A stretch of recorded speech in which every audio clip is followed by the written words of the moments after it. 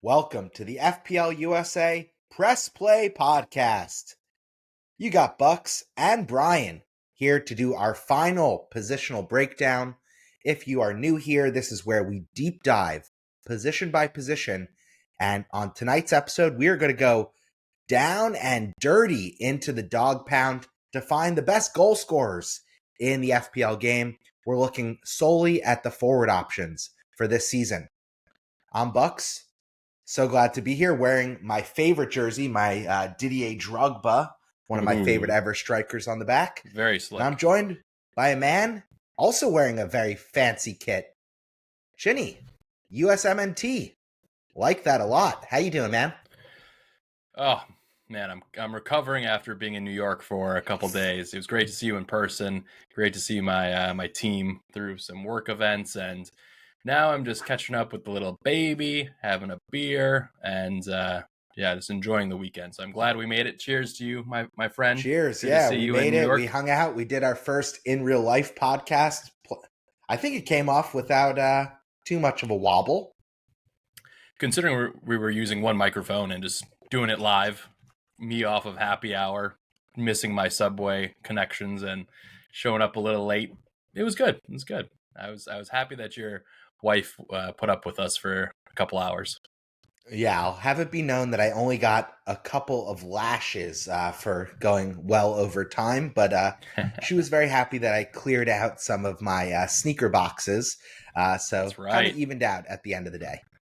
Yeah, I posted on my social. I was like, get you a bestie who wears your same shoe size. And then I came home and Laura was like, what are these? Yeah, what are those? Yeah, my wife. Oh, man. But now we have less than a week before we have to be making real big-time FPL decisions for our Game Week 1 squads. We've gone through the defenders and the keepers. We did Midfield Mania last week, and now here we are, the forward preview. So, Bucks, we starting it from the top here. What do you think? Yeah, let's do it. It is fully nut crunching time. Like you said, the season is right around the corner. I'm not ready. Next week at this I'm not time. ready. I was tinkering this morning. I'm like, I have too many variations of kind of 4 or 5 moving parts. Yeah, that's fair. I mean, listen, we're a week away. This is kind of where the rubber meets the road. There will be the most news. We still have a Super Cup to watch, and there's kind of the final round of friendlies. We're recording this Saturday night, August 9th. So the transfer window is even still open for another 3.5 weeks. So there's still a lot that we're going to learn between now and kind of the first international break, which will take place after game week 3. But next week, in 7 days' time, we're going to be standing here and having had watched 9 of the 10 Premier League opening matches. I could not be more psyched. I'm so jacked up about this. And we have a opening fixture on Friday where we're going to probably have multiple Liverpool assets. So I need to book off some time in my work calendar for at least an hour and take my full lunch break and make sure that nobody's bothering me on Slack while I try and calculate my FPL points, and maybe that's like a good opportunity for a one-on-one versus, you go out and you an NPC kind of deep dive someone's book of business, and you just have your eye on your FPL page while you're doing it. Yeah, that might have to happen because we got some big decisions before the first deadline of the season. So without further ado, let's get into it, Bucks. Let's start from the top with the most expensive striker in the game, and that is one Erling Haaland. He scores today. Before we go into the robot himself, I do want to just mention one thing. What? I think, we've been doing the positional group breakdowns for a number of seasons now. In previewing every position group, which I do happily every season, this was actually the toughest position group to carve down and to, parse out what the 3 options I'm going to go for was in my FPL career. I think the pricing is excellent, and there's still so much unknowns with all the movement that's taken place of new strikers coming in from top other leagues, and just the uncertainty around Newcastle specifically, who's going to be their striker if Alexander Isak goes to Liverpool. So there's just a chain reaction of potential landing spots for other strikers that are in the FPL game that we still have a lot of questions around. So with that, like I said, Brian, I think this is a great place to go to the only, there's only two certainties at the striker position, I think, this season. And those are kind of the mega, you have zero doubts about whether they are world-class strikers. And that's Erling Haaland. He's the most expensive at 14 million. And then Alexander Isak, who's a little less than him at 10.5 million. So let's start with the robot himself. He's someone that's making it into your thoughts for game week 1, or you are not considering him whatsoever based on that price? No, I think he's a great pick. I think he's going to end up with the golden boot this season. I think that we're going to see a substantial bounce back year from him if he can stay healthy. And I just kind of view the season that City had last year as a blip in Pep's radar, and I expect them to be right up there this season in contention to win it all. So I'm interesting. Very bullish on the signings that they made this season. Now, how long it takes for all those signings to gel in the Premier League, which is going to be much stiffer competition than they were facing in the Club World Cup when they started integrating a lot of those. Yeah, totally. Yeah, when they started integrating a lot of those players, it might take them 6 to 8 weeks. So from my perspective, I haven't seen Haaland in too many sides, but I think you were dropping some knowledge on me while I was out in New York, and you were saying that he's an absolute beast historically through the first 6 matches. So he's a great pick if you're going to fit him in. I just don't see the value in the points per million if you're going to go with both Haaland and Salah to start the season. Yeah, it's a great point that you're bringing up. I think really the question comes down to captaincy. And at the end of each deadline, you only can captain one player.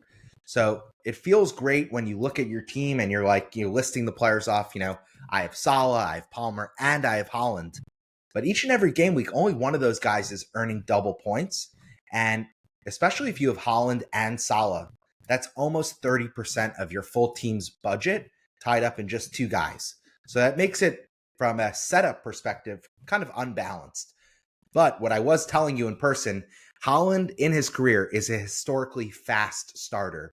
I mean, last season, I triple captained him in the single game week where he had a hat trick against Southampton. That was amazing. I loved every second of that. And he set the record in FPL for the most ever points through 4 games, where he had 56 points. The season before, he also, I think, had 50 points. And in the Bundesliga, in the first 5 matches of his final season at Dortmund, I think he had something crazy like 11 goal involvements in 5 games. So This guy, when the lights are on and when it's time to score goals, he's arguably the best in the world at just getting the ball in the back of the net. Now, I actually think Isak is a more complete striker, but it's hard. I have a couple versions of my draft with Haaland in.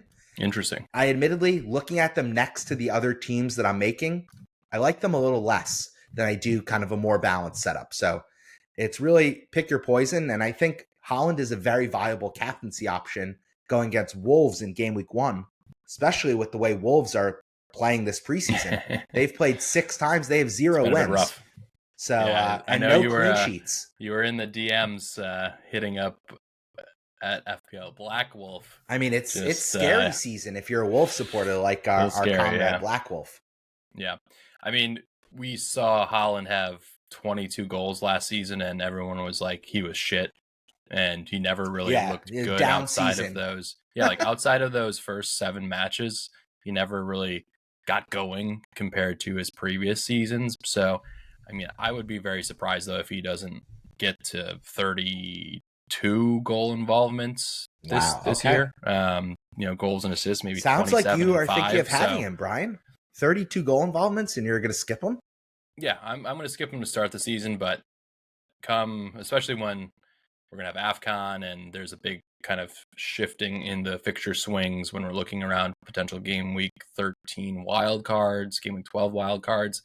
He's going to be a big part of the middle part of my season. So, I think I think we should talk about the players that City brought in just briefly. I know we covered a lot of them in the midfielders pod, but a few just clinical classy players that will continue to build rapport with Haaland, and the service should be better.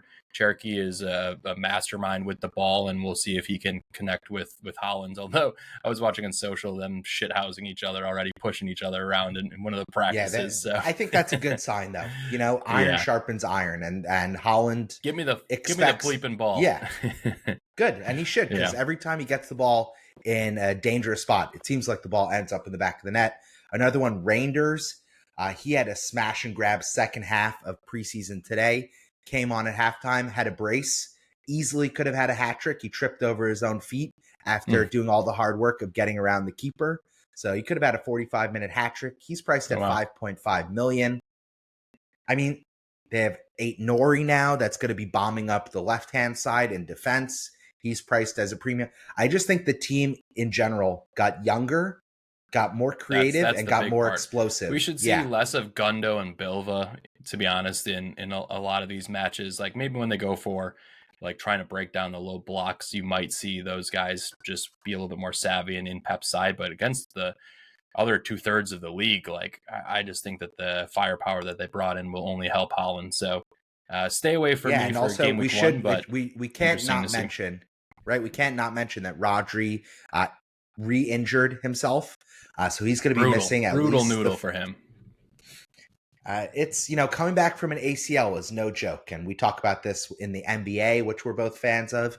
It really is a 2-season injury. So you race back and you put yourself at risk to getting injured again. And unfortunately, that's what happened to Rodri. I don't expect he's going to have FPL relevance. We will hear from him as he makes appearances and has an impact for City. But that just opens up another spot in the team for one of these new guys to come in and cement their name into the starting 11. So one name is for sure in the starting 11 every game week for Pep at the beginning of the season. That's going to be Erling Haaland. So if you don't want to deal with the Pep roulette, you got to pay a premium to get their best player and their goal scorer. Haaland's that guy. So I think it's a good price. He doesn't deserve to be more than Salah, but he deserves to be right in that same bracket. Yep. And a player who outscored the robot last season is Alexander Isak, currently next up at Newcastle, 10.5 mil. Fantastic season last year, propelling Newcastle to Champions League. And really, I mean, a bit of a cheat code, to be honest. I think he is, like you said, so complete, can dribble, can pass, can head in the air. He's got it all. Both feet, outside the box, he can run with the ball. Box. He's everything. Yeah. I think the only thing that people hold against him a bit is his light frame. So he does pick up a few knocks here and there. But if he's sharing time with Ekitike, then I think he could be very much healthy most of the season. But, what are your expectations? He's a complete stay away until we hear if he's going to move to Liverpool, which is based on all the things happening in the transfer market. Liverpool seem to be selling off enough players to raise the funds to also spend 1.5x of whatever they have in the past. I mean, he's going to go for 150, 160 mil. Yeah. Sheesh. So I expect that he'll smash the existing all-time transfer record, which is currently Florian Wirtz, that Liverpool. Business, Bucks. It's big business. I mean, honestly, he has 3 years left on the contract. So I think Newcastle are doing what they should be doing and playing hardball a little bit with him and with Liverpool. They should not just accept the fee just because the player wants it. He's under contract and, nothing else is going right for Newcastle this offseason. So Brutal. At least they can secure the bag if they're losing their far and away best player. So for me, I agree with you. He's a complete stay away. I love the player. I mean, he's one of the players that I turn on the TV, and when Newcastle are playing, it's almost like you can't help but look at this guy the entire match because he's always involved. He's always doing awesome shit. But his ceiling is likely higher for FPL if he stays at Newcastle. And I think that's a little bit of a conundrum because he will have penalties. He'll be an every game week starter, whereas the floor is much higher if he makes the move to Liverpool. Because I think Liverpool, in general, stronger attack. He'll be central to everything they're doing, but he won't have penalties. He'll just be surrounded by a lot better creative attacking players. So Like we said, I I'm think not so sure Alexander I agree Isak. with that, to be honest. I think he could the Really? Okay. amount of tap-ins that Diaz and Gakpo like kind of got over the last couple of years. I mean, Isak had 23 goals last year, 19 non-pen. So 4 penalties, like that's not a ton, right? Like we've seen Salah and Holland have double digits before in the past, right? So like I just It's a think good that point. he could easily, there are going to be matches where you're going to see Verts carrying the ball from midfield, passing it out to Salah. Salah's going to be putting in a perfect pass to Isak for a tap in like so many Oh, for times. sure. And all these passes that Mo has had in the past to that fucker Darwin on the left wing or wherever he is and just completely flutzing it up. Like Isak's going to be clinically finishing those. And I I think he's agree, but I going to be think the interesting. issue is there's just more mouths, right? And at Newcastle, kind of the narrative was if Isak's in the box, stay the F out of his way. Whereas at Liverpool, I just think they're so fluid in attack that it might be Verts arriving, it might be Gakpo, it might be Salah going all the way by himself. It could even be, they could wait for Frimpong, for Kirkes, and for Van Dijk to show up and to bury the ball into the back of the net. So Yeah. just based on that, I think the no penalties and the more mouths to feed makes me think that his FPL value is actually better at Newcastle. Yeah, I feel like Slot was a bit conservative last year in going for the jugular in a few of those matches. Agreed. Whereas, and obviously they shored up defensively and they let a lot less XG in on that side of the pitch. But I kind of wonder with these additions if they're going to go back more to just more of an all-out attack that they had under Klopp. So it'll be interesting to see. But I don't. There's basically any time that Liverpool takes the pitch, I expect them to score 3 or 4 goals versus probably 75% of the Premier League if totally Isak agree. goes there. So, all right, let's skip one the last rest thing, of, Brian. Breaking news. from Pew me. pew pew pew pew pew. Pew. Breaking news: Anthony Gordon today was playing false nine for AGO. Newcastle. Bad going to worse for these guys in the offseason. He comes off with a leg injury. He hobbled straight down the tunnel. I mean, it's just they can't get anyone in the transfer window. They keep getting snubbed. And now their second best attacking player goes off with what could be a pretty serious injury. So going from bad to worse right now.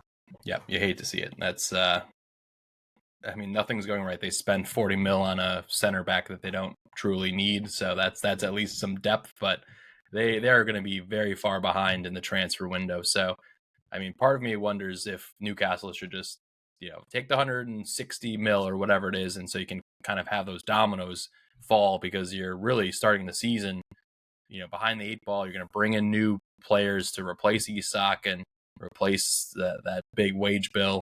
And those guys are going to take time to get up to speed. And then all of a sudden you're, start the season with only a couple points on the board. So they're going to be fighting with hand tied behind their back to start out. Let's go to the next section. Sorry to drop that in at an inopportune time. I just saw it cross my timeline and I figured the listeners should be aware just like we are. Next best, nearly elite striker options. This is kind of the 9 million to 8 million price bracket. Very compelling. I think it's very interesting names here. But we should mention that Benjamin Sesko, yet to be priced into the FPL game. He's going to be leading the line for Manchester United. That is officially a here we go, done deal. What's your prediction there, Bucks? I think he might be the same as Mbomo and Cunha at 8 million. So I just wanted to mention him here. He could easily be 7.5 million, but I think 8 million will be the right price for him. So I just want to mention him before we go through the other names. What do you think, Brian? I'm hoping for 7.5, just in terms of looking at Cunha and Bumo, who are proven Premier League players with pedigree and have been the talisman and the main man on their sides. The Sesko guy, like he definitely is a talent. He's 22. He's a big frame, but I've also seen some highlights of like a little bit of Darwin in him. So I don't know. We'll see how he can mature at Old Trafford.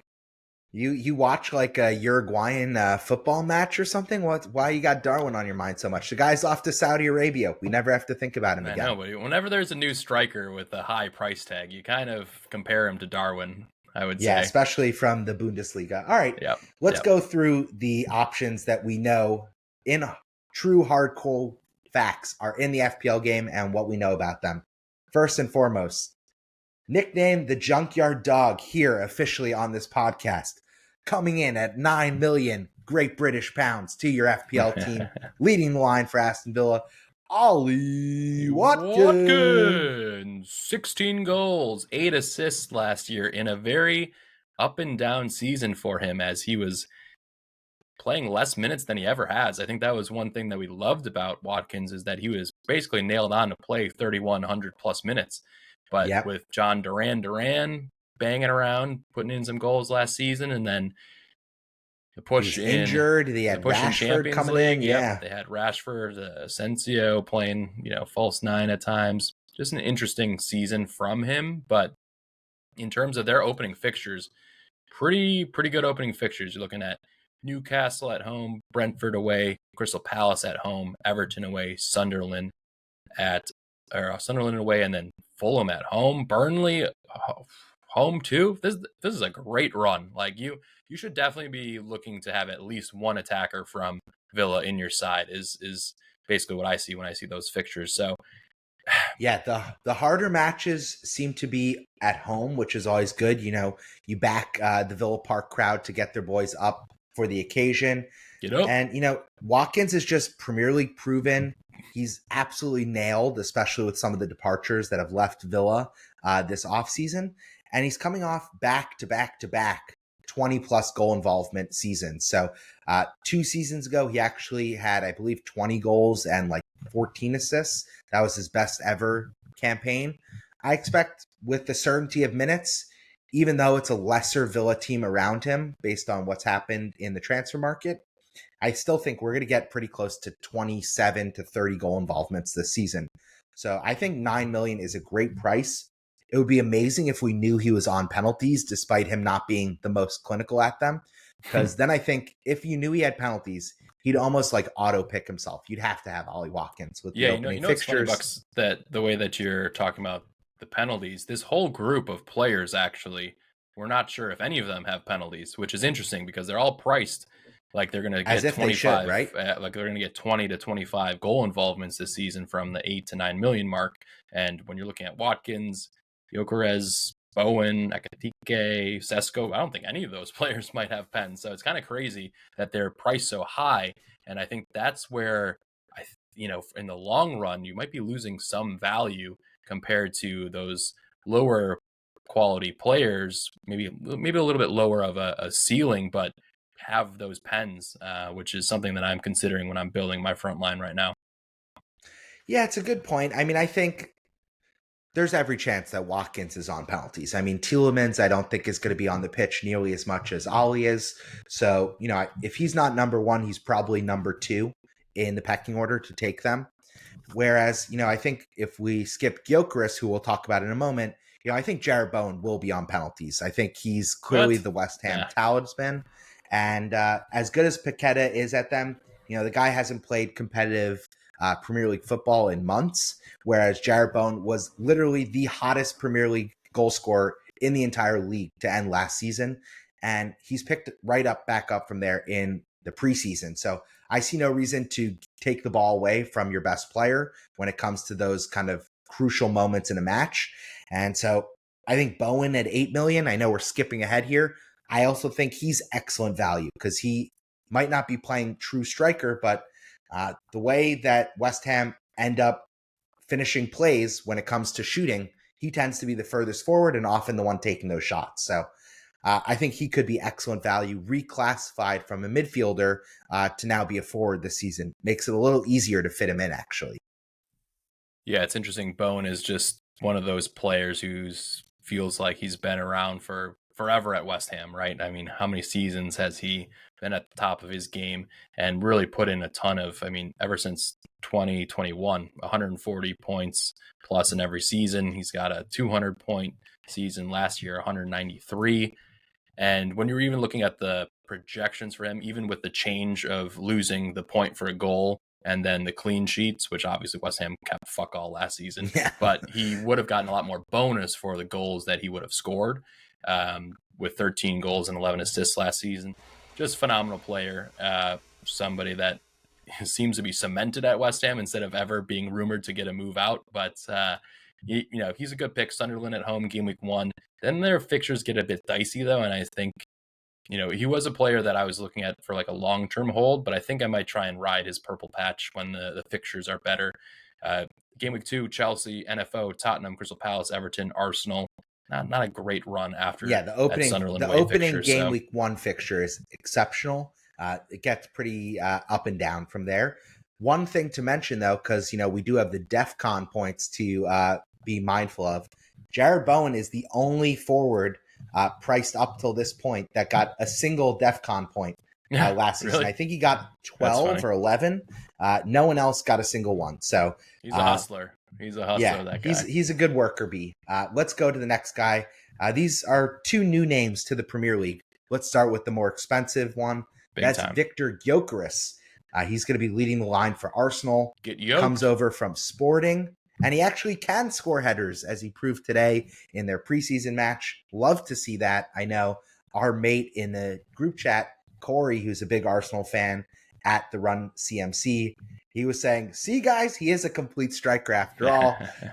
Unfortunately, Arsenal did not win that game in regular time like they might have maybe should have, and they went to penalties to get the business end of that result. So no, that's a different match, Bucks. You're getting your preseason matches who gives a fuck? It's preseason. It was a 3-0 win today, but it was funny because he had a great header in the first half, and then he had a second half header that went off the post. It was a much more difficult one, but two big chances that he could have gotten. I just think he's just in the mold of that player who is up for the challenge. 27 years old. He's coming off of nearly 100 damn goals scored over the last couple seasons, and I'm really eager to see if he's going to take pens off of Saka. But overall, I would think that this is the player that will help push Liverpool and help push Man City this year for the title. And I think one thing I do like about him, he's jacked. Like, he's yoked. Yeah. He's a player who's like, he will make those runs time and time again. Like, he's very much in tune with his body. And I saw a lot of that in some of the highlights, just really, especially in Champions League when he was at his best versus City. I mean, getting behind that back line and just punishing the center backs every time to try and keep up with him. And if they can just kind of adapt their style, they haven't had this type of striker before. And so I think it might take a little bit of time to bed in, but once it gets right, he should be on, I would say, 20 goals, 18 to 20 goals this Premier League season, if everything goes right for Arsenal and they're at the top. Yeah, he's the biggest, I think, singular upgrade to their starting 11. He's so much better and more complete than Kai Havertz is, who's now the backup. I just think a lot of what you just said, I want to echo that. The fact that he is a gym rat, and you can clearly see that when he puts the jersey on the pitch. I mean, this guy is in great shape, despite the fact that he is, very much in the prime of his career, which 27. Often means that you kind of pass getting the top dollar value on the market. He's never played in the big 5 leagues. So he's coming from Portugal, which is much lesser competition, but he looks like, from a physical perspective, he's up on Brighton for a cup of coffee. Nah, that's like when he was wearing diapers.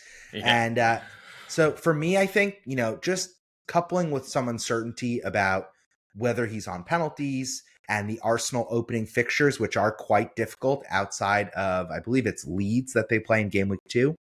Yep. Right. I think he's a clear wait and see, but I think, especially if you're planning an early wild card, Gyökeres is probably one of those players that is fueling the reason that you're thinking about that early chip usage. So he will have FPL value, and he could smash this price point based on the team he's playing with and his own abilities. Yeah, and if he takes pens, like I said, and that's something that gotta get him in. Saka has been known to just give them away willy-nilly to his teammates who want a little bit of a goal tally increase. And so if that happens, that would be big. I think Saka's fine at pens, but I don't know. Maybe it's just like a scar from the Euros way back when, or when no, he's very good at them. He's I don't know. I'm not as confident in him for some reason. I don't know why that bias is there, but I would like the 9.0 guy have it instead. So I'll say this, having played the game, right, when in the teams I played on, and I was never a very good player, like nowhere close to top level, but My coaches always thought that the forward should take the penalty because their job is to score goals. So, it's kind of like if you give Steph Curry a wide open three and he sees the ball go through and ripple the net. I feel like strikers have that same energy. So as soon as you see the ball in the back of the net, they're more likely to get the second one at that point. So that's why I would like it. Yeah. Lastly, I just want to add, for FPL, of course. Yeah. And I just want to add, I think there's a good case to have Watkins in your side at 9 million to start the season with the fixtures that Villa have. But if all of a sudden we see Gyökeres banging in brace after brace in the first couple matches, it's an easy price point to have in your side that you can hopefully make one move or make two moves, and you don't have to rip up your team. Whereas if you're only looking to go with very light forwards and have 6.5s, it's hard to find 2.5 million to move that. So it's just something to note. I think I've seen that quite a bit across the community, and to me, it makes sense. Yeah, it's a great point. I'm glad you mentioned that. Let's go to Hugo Ekitike. He's the other newbie. He's joining Liverpool from Eintracht Frankfurt, under 23. He had a major breakout season for Frankfurt this past season. The counting and advanced stats, if you're into that, absolutely love this guy. He's like top of the global under 23 striker list for pretty much every important category. Take-ons, dribbles, XG, XGI, expected goals per shot. It's amazing. His stats really show that he is a top-level player in the making.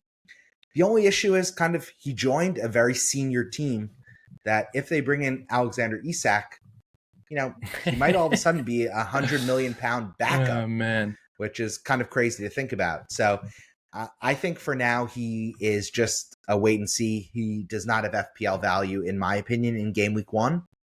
So unless Slot kind of really changes the system to go 2 strikers at the top and kind of pushing Mo Salah further wide, it's kind of hard to see if Isak comes in where Ekitike plays into the Liverpool starting 11. You agree with that? Yeah, I mean, it's crazy that he came at the same price as Florian Wirtz, both at 8.5 million. I did not like that. He should have been priced less than Wirtz, given the pedigree and the proven performance we've seen in Champions League plus international play and having won at Bayer. So yeah, 8.5 million. Don't love it. I think it's a complete stay away. He could come into our thinking if you want that triple up on a free hit, but I don't see me ever owning this player this season in his first year in the Premier League. I think it's that's a big claim. I think it's gonna be rough for him, especially if Isak comes in. I mean, this is a player that will be playing in all the cupcake matches, in the Mickey Mouse Cups, and those things. But I think he's going to have a really rough time. And mentally, it's just a weird position to be in because his camp would have sold him on being the starting 9 for of one of the best teams in the world. And your agent, when you're getting £100 million offers, unfortunately, just the way the sport is going, £100 million kind of falls off the back of a delivery truck for every other team these days. So yeah, that's right. So yeah, I think he's a complete stay away. I think he's going to have a rough season. Just mentally, he's going to have to be coming in and stay really mentally strong, and the team's going to have to prop him up a bit if he's not going to play more than 1,500 minutes in the Premier League this season because his, Isak the God's coming over. I'll just say I kind of disagree with that take a little bit because of Champions League and Liverpool's ambition this season, coming off the back of this amazing barnstormer of a year where, they just really blew the doors off the rest of the Premier League. They had the title won before the calendar turned over to May. They were on pace last year, then they fumbled the bag, man. What happened? You won when you're 12, 14 points up with 5 games left. I'm talking about their other cup competitions where heavy favorites, and then they just fell off. The hunger is real, and I think PSG they got absolutely crushed. PSG were the great level that every team was measured against last season. I know the Club World Cup. I won't take that too seriously. Maybe I will. Who knows? We'll take the trophy. But let's just say that I think Ekitike is going to play probably close to 2,000 minutes in the Premier League. But I think come, the nut crunching point of the season where it's Champions League and it's Premier League and it's must win, if Isak comes in, he's getting all those minutes. So plus we're kind of saying the same thing. At 8.5, even if they shoehorn him into the left, Gakpo's 7.5 midfielder. So he's just a terribly priced pick. He's garbage. But in AFCON, he should be, we're pulling at strings here. Yeah. Okay. Let's go to the next bracket. I've titled this the historical sweet spot. I mean, in my career of playing FPL, I always had at least one 7.5 to 6.5 million striker option, if not several. And this is the most crowded price point. Yeah.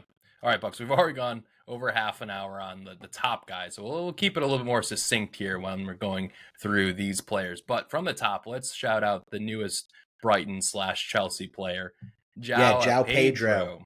7.5 million. He's owned by over 50% of the game.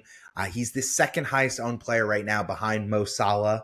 And I think it's insanely high. But every time he comes onto the pitch for Chelsea, he seems to score goals. He came fresh off vacationing on the beaches of Rio to the Club World Cup.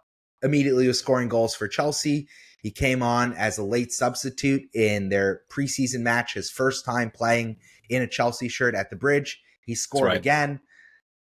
And the Chelsea fixtures are incredible. So, the only downside is he's going to be competing with Delap for minutes. So we know he's not a full 90s guy.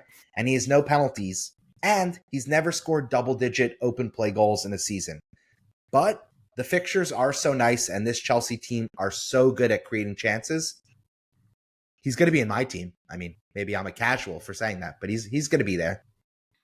Yeah, I just see him having a lot of 1 goal, 1 assist types of performances in this Chelsea side. Sign me up. Yeah, Sounds great. I just think the link-up play that he can provide is going to be a new dimension of his game where he can rely on somebody like Cole Palmer to actually put the ball in the back of the net. And I don't know, Brighton was just a very confusing team to always watch. I don't know, what was going to happen at any given time when the ball is being passed around the box, or if somebody's going to take a shot from 35 feet, or if Matoma is going to do something. It was just very hard to predict, whereas I think Chelsea is just much more straightforward this season with the talent that they have up front. And, game week 1, he's the starter based on what we saw. And of course, absolutely. with the big news that Nico Jackson is going to be on his way out, and so at this point in his career, Liam Delap is going to have to earn his chances to start. But in the Premier League, I expect JP to play 70 plus minutes, and then we'll see Delap deputize a lot in the other cup fixtures for Chelsea early doors. So that's how I see Agreed. it. 7.5 is a very nice price point to get a second attacker, where most people don't really rate Neto in terms of being a second Chelsea midfielder. And it just looks nicer in your team to have a Chelsea forward and then Palmer versus having 2 midfielders in your FPL team in Neto and Palmer. I agree, but I want to take it a step further because I actually think João Pedro can play alongside Delap, and there will be matches where he plays at the 10 and Delap plays at the 9, and they're interchanging, and Palmer sometimes is, switching with both of them.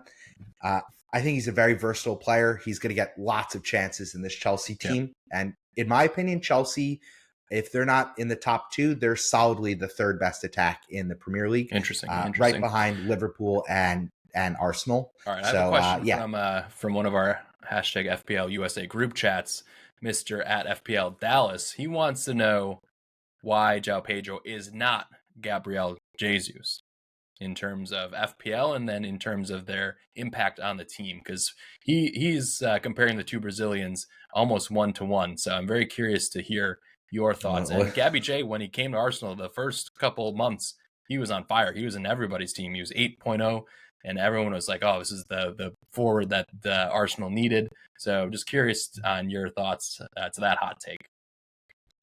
I don't think that's insulting to João Pedro, if we're being perfectly honest. Gabby Jesus won multiple titles with Manchester City. He came over. He was one of the first mega signings by Arteta to translate the kind of ethos of winning and team football that he learned from Pep at City to the Arsenal team. And if not for injuries, I think he arguably would probably still be the striker right up until Gyökeres arrived. So Gabby Jesus, I think that's a little harsh on the lad. He was very much a Premier League caliber striker for almost 10 years. If Chelsea are signing that for 60 million, and he can add a little bit more flair, because I think João Pedro is a more elite goal scorer than Gabby J ever was. That's a player that's easily 60 million in today's market. And we got him pretty much, right as Newcastle did all the work. We slid in, we tempted the guy, he came in. Now he's a world champion. He's won his first trophy within 12 days of joining Chelsea. Hard to beat that. All right, good to know. I wanted to make sure that I got that question in, because I think a few people like to compare the Brazilians and want Chelsea to fail. So had to ask you there. Let's keep it moving here, Bucks. What's next? Yeah, Solanke is next. Dominic Solanke, coming off an injury-plagued season at Spurs. Last season, kind of Spurs in general had the injury bug for most of the campaign. I really, coming into the pricing, I thought he was the most obvious mispriced of the forwards. I thought he would be on penalties. He'd be nailed as the number 9. And then when Thomas Frank came in, he was almost among the first names in my team sheet, because Thomas Frank in his career absolutely gets the most out of the striker, the number 9 position. They deliver big results and big goal tallies. But the lad is fucking injured. So he went the whole 2 seasons in a row at Bournemouth without picking up a single injury and barely missing a minute. And he can't stay fit if his life depended on it now that he's at Spurs. So he's a stay away, 7.5 million. He will be in our thoughts at some point. I think just should be on pens. If he's in your team, rip up the draft, start over. Yeah. That's the big thing. I think later in the season, he will be on pens for a team that should be pretty attacking. And like you said, Frank's teams, whether it's Ivan Toney, Vissa, those players have really performed well with 15 to 20 goals in the Premier League. So he's a good shout. I'm nervous. Healthy. I'm nervous for Solanke. Sorry to jump on top of you there and mix our words. I'm a big boy here, so yes, you don't want to get this body slam, Brian. You're still fit and young with only one kid at home. So I think Richarlison, if he starts the season strong, right, he's going to be the starter game week 1. Solanke's going to have his work cut out. He's going to have his job taken by the old Pidgeotto. All right, Richarlison 6.5, so could be interesting. Obviously, if you are in love with Brazilian players, to go with him. But yeah, Richarlison, what a weird player. Yeah, hopefully Dallas isn't marketing the Brazilian wax treatment in his church group. Let's move on to the next player, Chris Wood, the big Kiwi. Me and him have the same body type, but he's much better at the old footy than your boy Bucks is. He is. He's expected to lead the line. Has penalties for Forest, coming off by far his best season. Brian, season. You had Wood all season, it seemed like, right? You know what? He was never a sexy pick, and I just held him for like 25 game weeks last season. And who would have guessed that this lad would have a 20-goal season in it when he's like 33? But to be honest, like, even if he goes down to 15 goals, I think he's still a great value, because he's going to mop up a lot of bonus. He only takes a couple shots a game, so 8 and 9 pointers is his specialty. And I still expect him to be plodding along and get in the right positions. When you look at his log, though, I mean, it's crazy that a player at Burnley who was stuck there for so long and was still like moderately FPL relevant through stretches because of being on pens and playing a lot of minutes, that he would just have that renaissance last year and play nearly 3,000 minutes. So, Chris Wood, they have the opening fixture. So I've seen him in a fair amount of teams to start the season. So, I don't blame anybody going for him early doors. I just think that with losing Alanga, who had double-digit assists last year, that's most of them to Chris Wood, loss. Right? So, I'm not sure about this new guy. What's his name? Dan the Man? I forget who's coming in here. Ndoye. Don't know anything about him. Can't say I've done my research there, so I'll have to see it on the pitch for a few matches. I will be staying away from Wood, but I could get Wood at any time, Bucks. Oh my God, we're going off the rails here. We need to plug Dan's OnlyFans account at this point with some of the sexual innuendo that's coming off. One thing to say about Chris Wood, even last season... You're the one saying phrases like coming off. Oh, my goodness. Even last season, when he had by far and away his best season, I think he was averaging like less than 2 shots a game. So it was really like, if the ball goes in the back of the net, he's getting a 9-pointer. If it doesn't, he's getting a 2-pointer. And there wasn't really much messy in the middle between those two. So I think he is a player to watch. I wish I had a little more funds to bring him in because, again, he will have penalties. And he's the starter. He's probably, if not for Morgan Gibbs-White, he's the talisman for Forest. So I think he's a good pick. The first 6 game weeks are great. So I think I can't fault any team that has him in it. I think he's just a solid pick. Yeah. He's Mr. Reliable, whereas I feel like maybe João Pedro is a little more of the exciting upside pick. You agree with that? Yeah, for sure. Next up. Yeah, now we have some interesting players here that really excelled last year. Visa, 7.5. 20 goals last season? 20 goals currently at Brentford. Could he end up replacing Isak at Newcastle? Could he play someplace else? I just have no idea what's gonna happen with him. Is he going to take penalties? Possibly. I think most of the FPL community is hoping that he leaves, and so that Thiago at 6.0, who's a player we'll talk about a little bit later, could take pens and then be a cheaper enabler for our front lines. But Visa is a proven commodity. Now, I was impressed with their link up, specifically with Bumo and him last season, but he's pretty good in the air. He gets a lot of big chances. He played a ton of minutes. I think he's a good pick even at 7.5, but I think most people will want to see what this new era of Brentford looks like before putting him into your FPL side. So definitely a stay away for game week 1 for me. Yeah, great point. I mean, last season he was third only behind Salah and Isak from a conversion perspective on XG and expected returns. This lad was massively in form, and anytime Bumo put the ball on the plate for him, he was delivering goals. So I think he's a great player. He's a little long in the tooth. I think he's turning 29 in the middle of this season.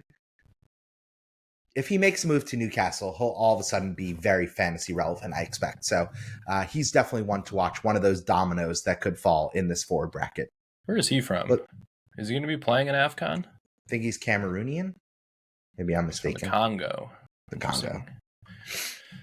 So he'll probably miss time. Let's go. Next one. Jean-Philippe Mateta. Now, he's at Palace. He's nailed to lead the line right there. Sometimes he even finds himself taking penalties. And I just think he's a player that was absolutely transformed by the new coach Glasner coming in just over 2.5 seasons ago for the Crypt Keeper, Roy Hodgson, who was dead weight in our hearts and on the sidelines for Crystal Palace. So, I mean, the top choice backup for Mateta right now, Nketiah, is out for 2 months with a big injury. Necktie. Mateta's having a banger of a preseason. Yep. If the Palace fixtures were just a little bit better, I feel like he would be massively owned in FPL. But the fixtures, they're just putting me off. What say you? You like Mateta? It's kind of an interesting proposition to look at because if Eze would move to either Spurs or Arsenal, for example, then Mateta would be on pens. But at the same time, I think he would be who's probably getting him worse. The ball then? Yeah, he'd probably be way worse because then you just have Sarr and him, and then nobody on the left. Like who even plays when Eze doesn't? Like I don't even know who's the left wing there. Can you name a backup? I can't. So it could be rough if Eze were to leave. So yeah, we'll just put him at the 9. Yeah, so I think he's an interesting player. He goes through stretches where he'll score 6 goals in 4 matches, which you do like for FPL because you could try and time that purple patch, and we've seen that in the past. So not a game week 1 starter for me, but somebody that I'll clearly be considering, on my random free hit in random times that I see them with a good fixture run. But right now, I just want to see them get off the blocks early and often this season. I feel like the last 2 seasons they've just really slowed down out of the gates, where I would have expected them to kind of be ramped up. And like Eze last year, a lot of us are scarred because he did so poorly. And then the last 2 seasons, he's finished the last 10 game weeks really strongly. So we'd like to see a little bit more balance for both of them to have breakout seasons. Yeah, one funny thing, and this, maybe you'll give me some therapy right now and tell me if this is an insane way to How play. much you paying me per hour as your therapist? Not enough, baby, not enough. I look at Chris Wood and Mateta's fixtures, and listen, Chris Wood, the Forest fixtures to start are brilliant, and Mateta, outside that Chelsea match, they're not terrible either. But because both of them are playing Chelsea in the first 5, I'm like, I'm not going to do that to myself. So for that reason alone, they're a no for me, dog. Yep. All right.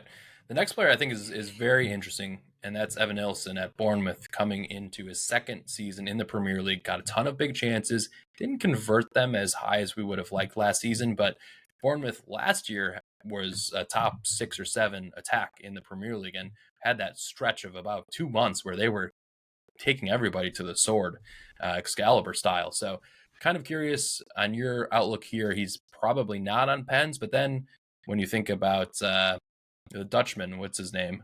Kluivert. He hasn't played at all in the preseason, so he could start the season on pens, and maybe if he hits 1 or 2 of them, he keeps them. I don't know. We'll see as the 9, but he's a talented player. I think he's been a great addition to the Premier League. I just kind of curious, outside of their game week 1 fixture versus Liverpool, they actually have a great run. So what are your thoughts on Evan Nilsson at 7? But why is he the only forward at 7? So this is confounding to me. He is a single player priced here. I think he's the only one where there's only one guy in the whole game at forward. That's 7 million, and it's Evan Nilsson. So for that reason alone, I think he's kind of a hard player to pick, because unless you're keeping funds or you're planning a double move, kind of become stuck there if anything goes awry. So I actually, like I said on the last podcast for midfielders, I really rate the opening Bournemouth fixture run. I think the game at Liverpool is putting a lot of managers off, including myself, from picking Evan Nilsson. Now, if I was confident, let's say that I wanted to go João Pedro, Evan Nilsson, and say, I don't know, Danny Welbeck, who we're going to talk about in a second, right? And I could bench Evan Nilsson in game week 1, I would absolutely do that. But I just think the psyche of having one of your 7 million pound players riding the bench to start the season just feels wrong. So for that reason, I think that Evan Nilsson will for sure be in our FPL thoughts at course points in the season.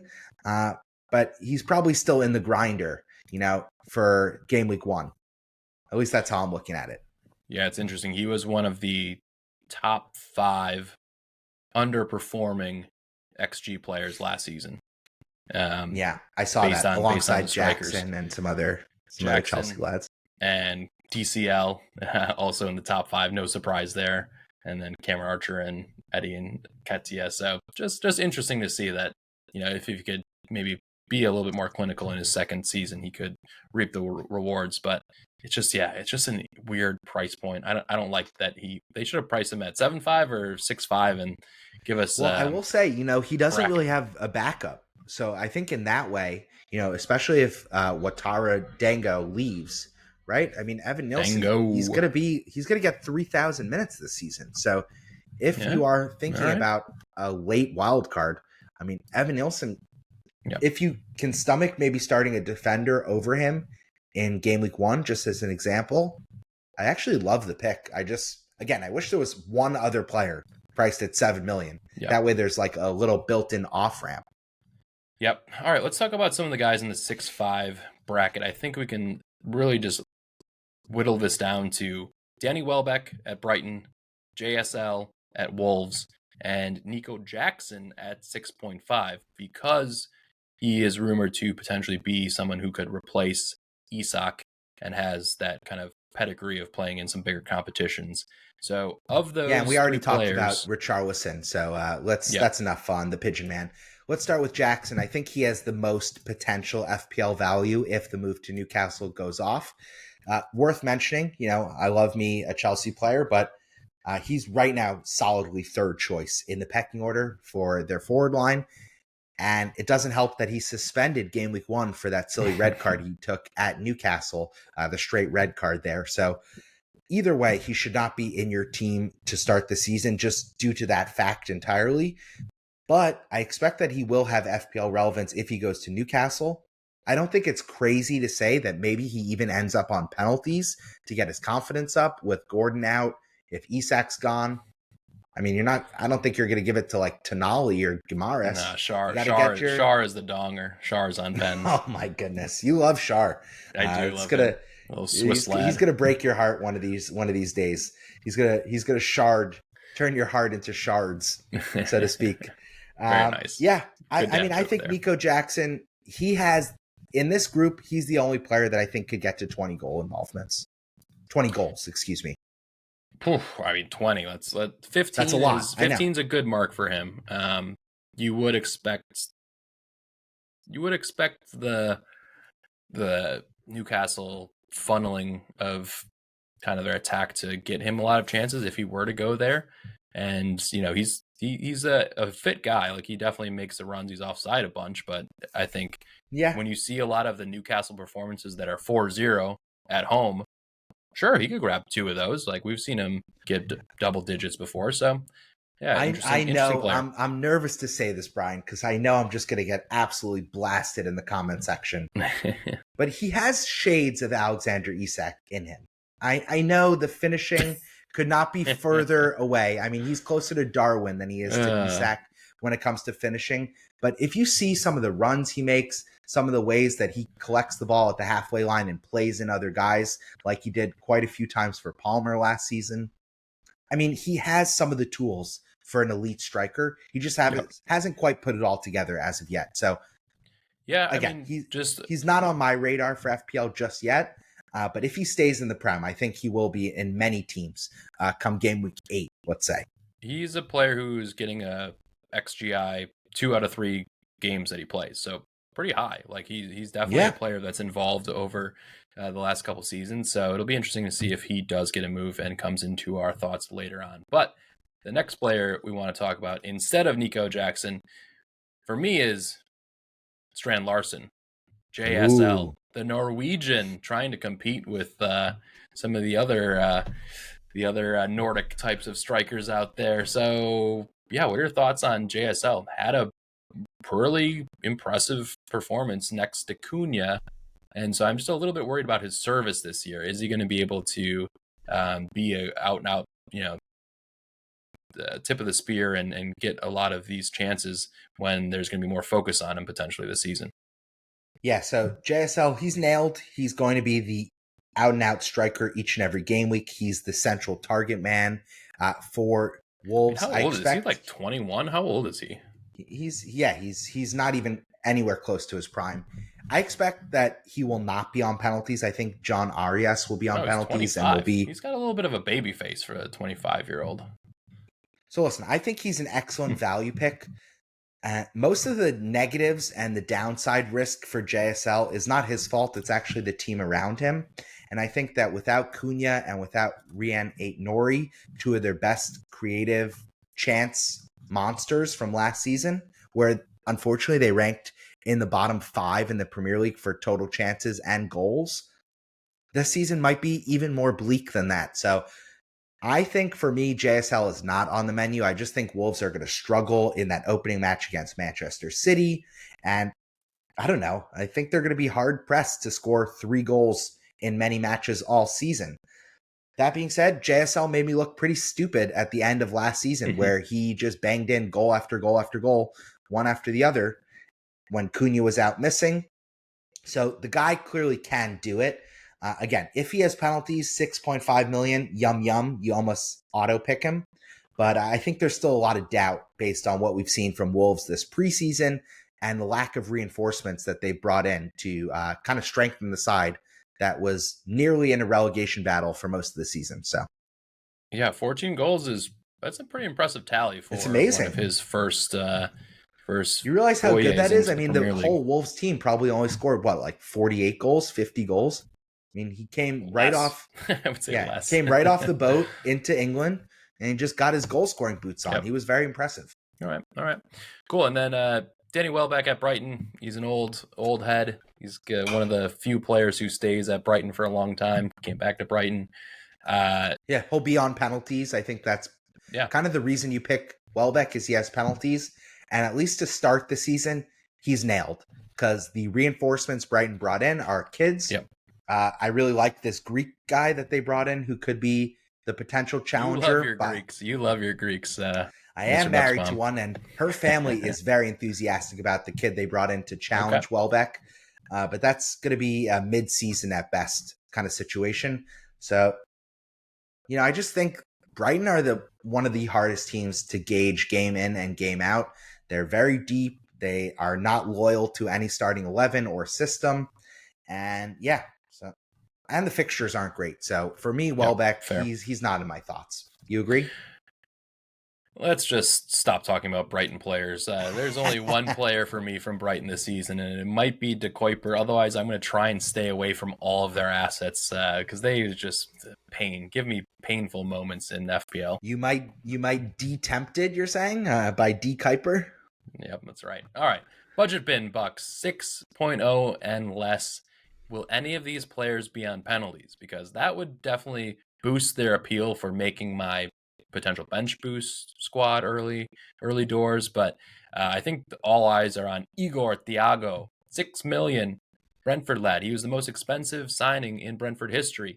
Comes in, busts his shit. We don't see him play at all. And obviously Vissa had a fantastic season. It's kind of crazy that even Vissa was coming off the bench scoring goals when Tony was there. So interesting to see if this guy can come in and work with the new set piece coach, became manager.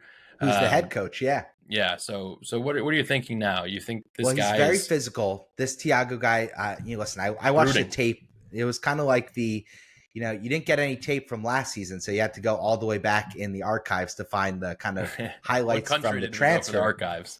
Yeah, so listen, very physical, very good in the air. He's kind of like a classic old school number 9. But Brentford scouts, they are all about the analytics, and the analytics really seem to like this Thiago kid. So what do I know? I mean, I'm just a lowly podcaster that, works in sales and in real estate. I'm not a professional scout the way that these guys are, and I'm not deep into the numbers to the level they are. But they broke the bank for this player for a reason. And so it really becomes FPL gold if Vissa leaves, because you get this guy and he's fit and he's going to be the nailed number 9 on penalties. I mean, you don't break the transfer record for your club that just made it to the Premier League for the first time in 75 years, if you're not going to give him serious minutes. So I actually think he could play alongside Vissa. Probably that's not a popular opinion, but all signs seem to think that Vissa could be leaving. He hasn't been playing in some of their preseason matches. This Thiago guy seems to be fit, but Brentford, they could also suck. So the dream is the penalties and dream is the nailedness. Whether the team around him is any good is kind of the harsh reality. I don't mind if they suck. I mean, there's plenty of gems to be had in the bottom 7 teams of the Premier League. That's a good point. So, if you look at West Ham taking like 16th or whatever, Bone was still an absolute stud. So if this guy's going to have a high goal share, be on pens, play 90 minutes, those are ticking a lot of boxes for him to be included in my team. So one thing I want to mention, Brian, do you feel this way also? Looking at this rundown, I thought this was kind of what made it so difficult. This is definitely the largest budget bin we've ever had at the forward market. In seasons past, there's at least been one guy at 6 million who was like proven good, and that's the word. That's the word that I would agree is not here right now. When you're looking at Thiago, you got Barry at Everton, comes over from Villarreal. You have Fulkrug, who has been proven our age, at Dortmund, but he's 35, hasn't stayed fit. And then there's a few other players that you're just like, are they going to be on the team come game week 3? I have no idea if Beto or Muniz at Everton and Fulham are going to be playing. So we just need somebody to emerge. And obviously there will be cheap guys that come out of nowhere. Who's the lad on on Leeds, Perot, like if he stays and he's on pens, I've seen him in a few teams, and I don't Yeah, think 5.5 million. Yeah, I think like you're just kind of want one of these cheap guys to be on pens, and then you could rotate him in a couple of the nicer fixtures and then bench him if not. But I feel like benching a 6.0 player is Oh, it like feels less than ideal. gross. Yeah. I don't know. It's kind of like in my head, I'm like, I want to bench a 5.5 and lower each week. So I don't know. It's one of those I price agree point with things. that. From a structure perspective, you want to have as much of your funds in your starting 11 as possible, And unless you're like bench when we're boosting. looking at all these 6.0 and 5.5 forwards who are just trash, you look at Van Dyke, Saliba, you're looking at Nori, Vardiol. Those guys are 150, 170 point upside players with the new rules. Whereas these guys, I'm like, they could end up in 80 points. I wouldn't be surprised if that Some of these happens. guys, if they got 80 points, that would be a mini miracle. Now, yeah, crazy. Jumping down the list, you talked about some of the guys unproven in the 6 million category. I mean, 5.5 million feels like a better price bracket for a dart throw. It's Beto, who he's going to be the game week 1 striker option for Everton. They open their new stadium, very physical. He has the LeBron James celebration. He had some moments last season. But then Moyes came out and said, I don't like him. Did you see that? Yeah, Moyes. That happened I a couple thought days Moyes ago. loved him, and then he went and got this challenger in from Villarreal for big bucks. Yeah, so I weird. think he's going to be the starter to start this season. He won't be on penalties. We already know that. But the real dream that I have is that this Rodrigo Muniz guy who popped up almost out of nowhere at Fulham a season and a half ago, where he just came in, I think in his first 8 games, he had a goal, which was pretty amazing. Yeah, went on a big run. And he is rumored to be a primary target for Leeds. And I feel like if he moves to Leeds, he will just eat that Perot guy's lunch. Gus Perot wasn't a very good politician, and I don't think this Perot guy is a very good striker at Leeds. And I think Muniz, he has the chops to be a Premier League caliber striker. If he stays put at Craven College, fuck off, man. You're not getting minutes. So and the dream could be alive there. Yeah, it's weird. It's like Fulham's like good enough to like put up a fight and try and get to the European football when they're playing their best, but at what point do you just hand the reins over from Jimenez to Muniz and like, are you the guy or not? Otherwise, we need to go purchase another striker. And so they're kind of in a weird so they're not phase. signing anyone. I mean, your team is basically the same as it was last season, and you're still riding it out with like a 33-year-old striker with his eyes on featuring for Mexico in the World Cup. It doesn't make sense. I think they should pass the baton, and they're not going to go down. They're not probably going to go to Europe. So give the lad who could be, the future of your team the minutes. That's what I think. Most importantly, though, Chelsea's own Mark Guiu just heading over to Sunderland. 4.5. Could get some minutes, could eventually be the starters, the young Spanish lad. So what are we thinking here? Is he locked in your side? Is he the enabler that gets you in? He's just a gift. He's a gift. I mean, I think this Mayenda guy, who's priced a little bit more expensive, will be the game week 1 striker. But there's a total different level of pedigree between Guiu, however you pronounce his name, Mark Guiu, and this Mayenda guy. Sticky and gooey. Yeah, one of them's coming from the Barcelona La Masia Academy, then got poked by Chelsea before his, transfer money could go up to a certain level where it was going to be sky high because they wanted to protect him. So he's kind of like in the top tier of top leagues level talent. And he's going into a team that's kind of joining the Premier League for the first time in ages. So I think very comfortably by the second international break, game week 8, he'll be the starter. I expect he could have penalties.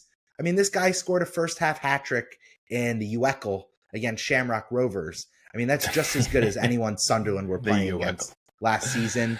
He scored for Barcelona in the UCL as an 18-year-old. He's now 19. I think he's a real player. And so I think he's kind of the gem, 4.5 million mana from the heavens that we're receiving for FPL this season. Just slot him in, keep him third bench.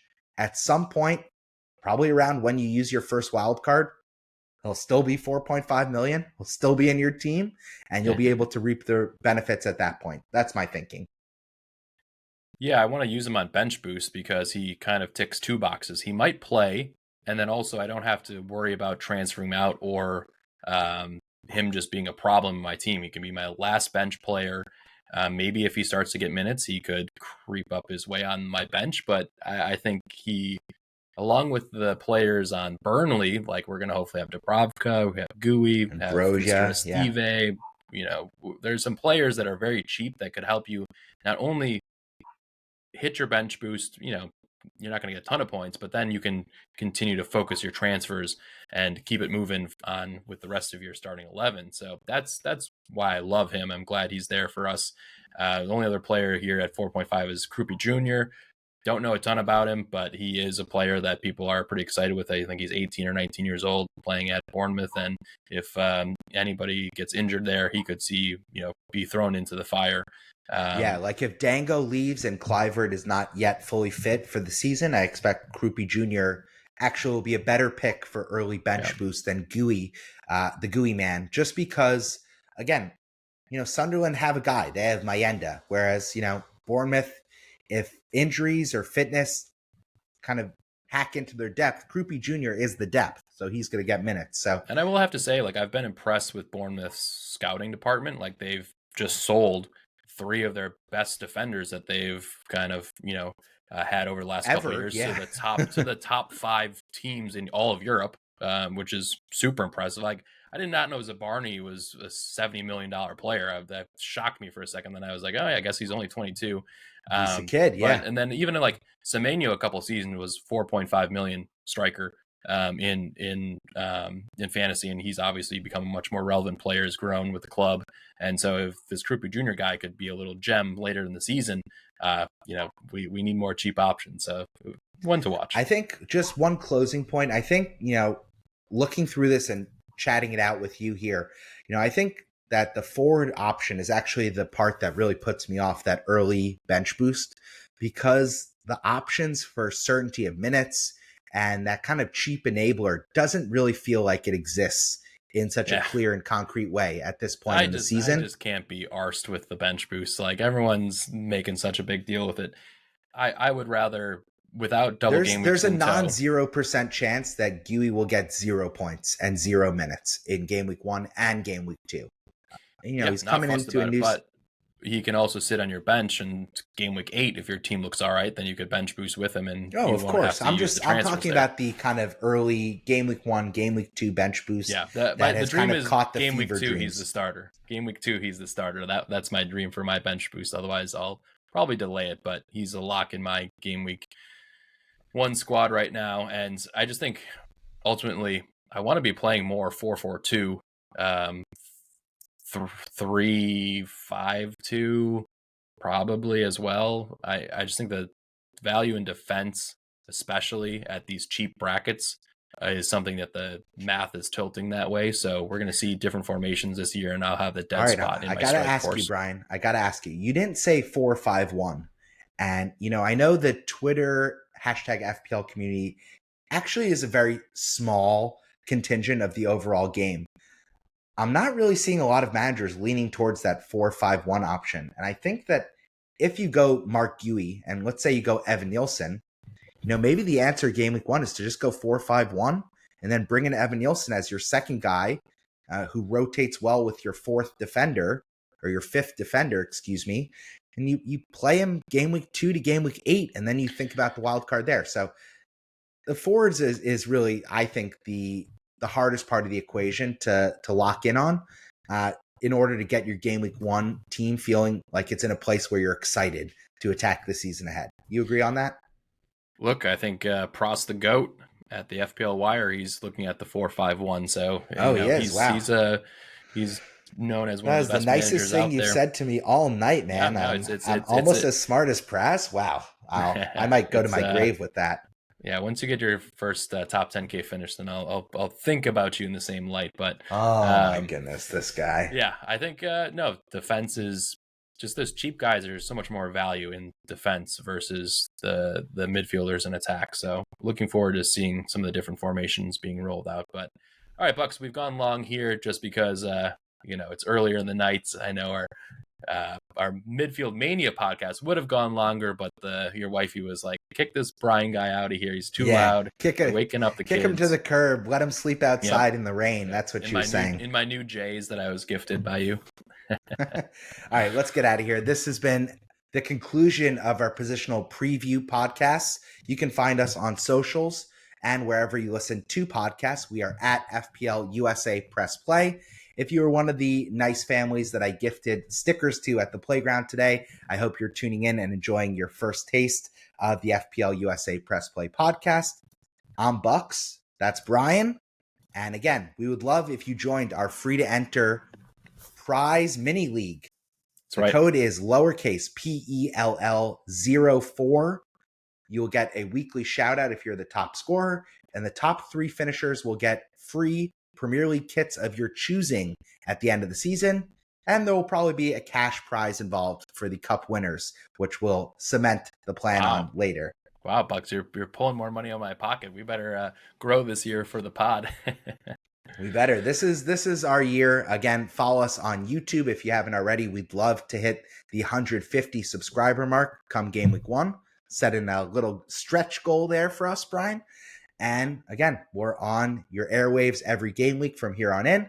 We will be dropping our game week 1 preview where we actually go through our conceptual game week 1 teams together with Dan at FPL_Blackwolf, the biggest Wolves fan in all of America. And we're really excited to do that later this week. So, Brian, it's been a great pod with you. Why don't you get us the hell out of here so I can go back to my family? That's right, Bucks. I would say if you are interested in getting involved with us, just follow us on social. We're going to be posting for a lot of hashtag FPL community questions, and especially ahead of the Game Week 1 preview when we're going to have Black Wolf on as well. We'll dive through all your different questions. They can be team specific. They can be this set of players versus another. We'll rate your team. We'll do it all in the Game Week 1 preview. So please engage with us on social when we call for questions, and we can't wait to be back with you soon.